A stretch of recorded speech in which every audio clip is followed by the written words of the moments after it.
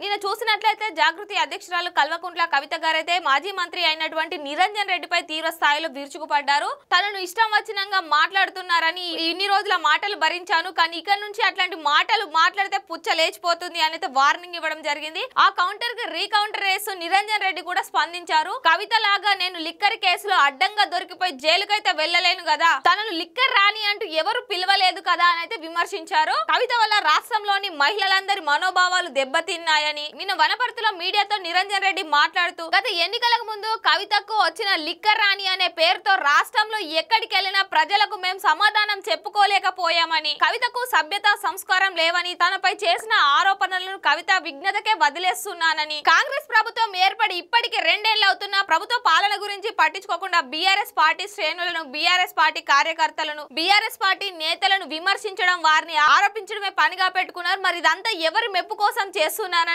నిలదీశారు. కవితకు నిజంగా ధైర్యం ఉంటే తనపై చేసిన ఆరోపణలు నిజమైతే సాక్ష్యాలతో నిరూపించాలని పేర్కొన్నారు. తాను తన నియోజకవర్గంలోని 1,25,000 ఎకరాలకు నీళ్లు అందించిన వ్యక్తిగా తనను అందుకని అందరూ నీళ్ల నిరంజన్ రెడ్డి అని పిలుస్తారని ఈ క్రమంలో అయితే తెలియజేయడం జరిగింది.